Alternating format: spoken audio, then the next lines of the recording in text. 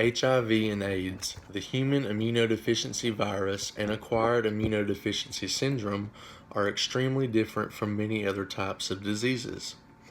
HIV is a sexually transmitted disease that is spread through a select few body fluids that attack the body's own immune system. AIDS is a life-threatening condition that is caused by the HIV virus from the damage that is sustained to the body's immune system. Without an immune system, the human body loses its ability to fight off pathogens, making it very easy to get sick.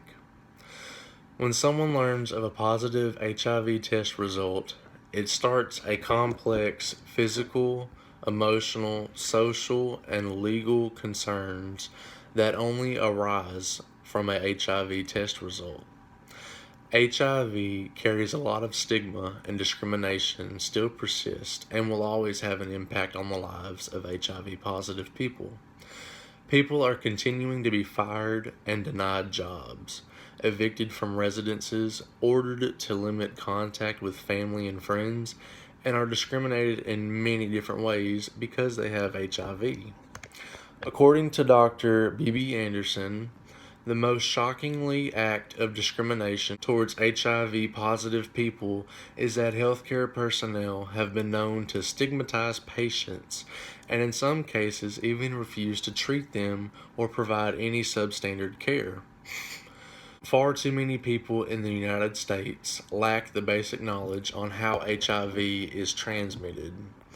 In 2009, the Kaiser Family Foundation conducted a survey and found that 1/3 of Americans believed that HIV could be transmitted by sharing a drink, touching a toilet seat, or by swimming in a pool with someone who has the virus, which are all misconceptions. The same survey also found that half of adults said they would be uncomfortable having their food prepared by someone who has HIV. 42% would be uncomfortable with a roommate that has HIV.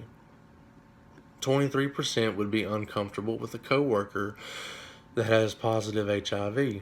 And 35% would be uncomfortable if their child had a teacher with HIV.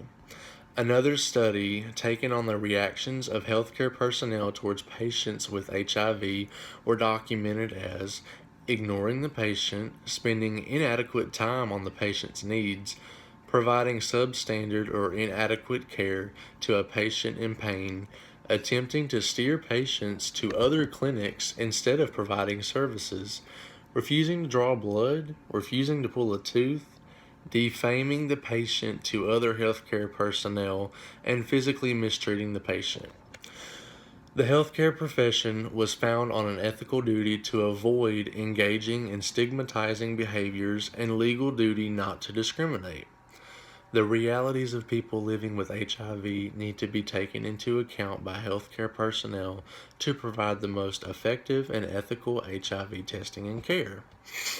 There would be no discrimination if only people knew the truth about how HIV is transferred from person to person.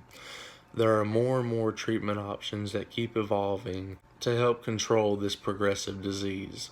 Working for the last couple of years, UNAIDS has been coordinating the efforts of international organizations and networking of people living with AIDS to develop a more structurally informed organization to measure the stigma experienced by people living with AIDS, while also creating robust measures of stigma that would enable monitoring progress over time, ensuring that processes are not making stigma worse, and then comparing regional burdens of stigma to the involvement of PHLA, people living with AIDS, in responding to the stigma.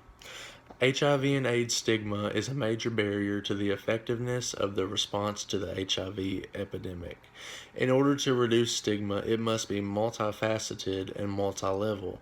Multifaceted to account for the range of stigmatizing conditions that track with the HIV and AIDS stigma, and multi-level to account for individual and structural levels of stigma and discrimination.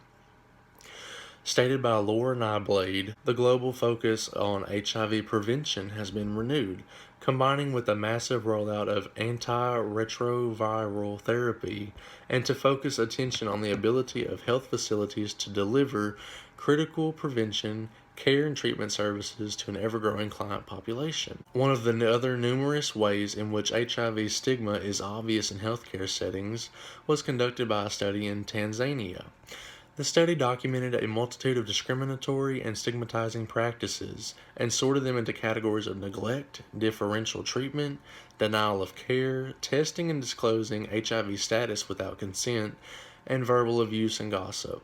In Indian hospitals, stigma and discrimination was shown by informing the patient's family of their HIV status with or without his or her consent. HIV positive patients' bedding was burned upon their discharge to the hospital. Patients were billed for the cost of infection control supplies and using gloves during any and all physical interactions. This is not the kind of action that needs to be taken when encountering a person that is HIV positive who is only seeking treatment. Ellen Weiss stated that in the physical healthcare environment, programs need to ensure that health workers have the information, supplies, and equipment that is required to practice universal precautions and to prevent the transfer of HIV. This can include gloves for any invasive procedures, sharps container for needles, a good supply of water and soap to disinfect hands, which enables the health workers to maintain a better quality of patient care. People diagnosed to be HIV positive are still human beings, severely sick human beings. Treatment and management for their condition is the only thing they want. These people want to try and get better.